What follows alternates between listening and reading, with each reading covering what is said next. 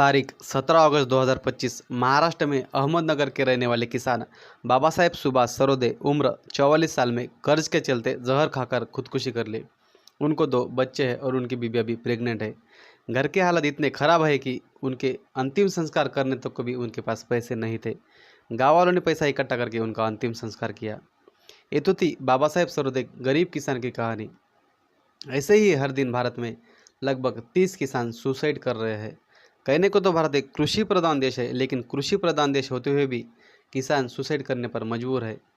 NCRB की एक report के अनुसार सन 2000 से लेकर 2023 तक 3.5 लाख किसान खुदकुशी कर चुके हैं और ये नंबर्स दिन प्रतिदिन बढ़ते जा रहे हैं। तो चलिए डिटेल में जानते हैं कि ऐसा क्या रीज़न है कि कारण अब किसान अपना हंसता खेलता परिवार छोड़कर आत्महत्या करने पर मजबूर हो जाता है। फर्स्ट रीज़न जो है वो है सिंचाई। भारत की 60% खेती मानसूनी बारिश पर निर्भर है। अगर सूखा पड़ता है तो किसान की लागत भी निकलना मुश्किल हो जाती है और जो उसने दिन रात मेहनत करी वो अलग। दूसरा जो रीज़न है वो है आसमानी आपदा।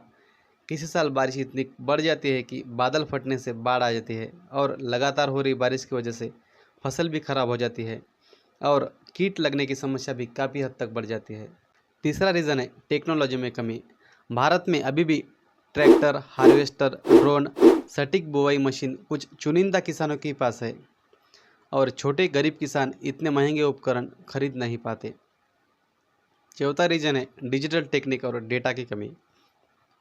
भारत में आज भी 99% किसान मिट्टी की जांच नहीं कराते और 90% किसानों को तो मिट्टी की जांच क्या होती है ये तक पता नहीं और मिट्टी की जांच न कराने के कारण कौन सी मिट्टी में कौन सी फसल की पैदावार अच्छी होगी वो भी वो तय नहीं कर पाते।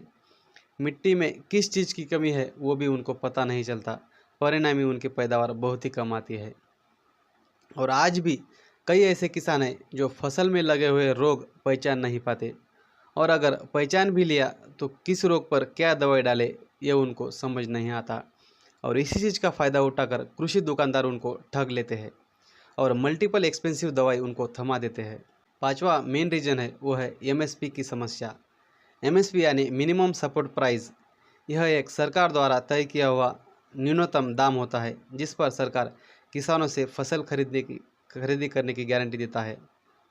मतलब अगर बाज़ार में दाम एमएसपी से भी कम चल रहे हैं तो भी किसान अपनी उपज सरकार को एमएसपी के रेट पर बेच सकता है, पर सरकार द्वारा तय की हुई एमएसपी किसानों की लागत के मुकाबले बहुत ही कम होती है।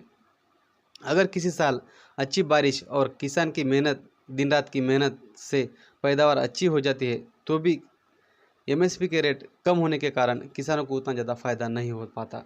आज किसानों की लागत डबल हो गई है लेकिन उनके जो फसल के दाम है वो बढ़ने के बजाय कम हो रहे हैं। आज से 5 साल पहले जो फर्टिलाइज़र्स 1200 रुपये में मिलते थे वही फर्टिलाइज़र आज 2025 में 2000 रुपये के मिल रहे हैं, यानी 5 साल में सीधा 80% रेट फर्टिलाइज़र के बढ़ गए हैं और किसान के फसल को जो मिलने वाला दाम है वो दिन ब दिन कम हो रहा है। एक आसान भाषा में समझते हैं, किसान जब कॉटन बेचने बाज़ार जाता है तब उसके कॉटन को जो मैक्सिमम रेट मिलता है वो 6000 रुपये पर क्विंटल मिलता है, यानी 60 रुपये प्रति केजी। पर जब वही किसान बुआई करने के लिए बीज खरीदने मार्केट जाता है तब उसके ही बेचे हुए कॉटन के सीड्स निकालकर कंपनियां 900 रुपये में 450 ग्राम बीज किसान को देती है, यानी किसान ने ही बेचे हुए कपास का रेट 60 रुपये है, पर उसी किसान से खरीदा हुआ कपास का बीज निकालकर जो थोड़ा प्रोसेसिंग कर कंपनियां 2000 रुपये किलो से किसान को ही बेच देती है।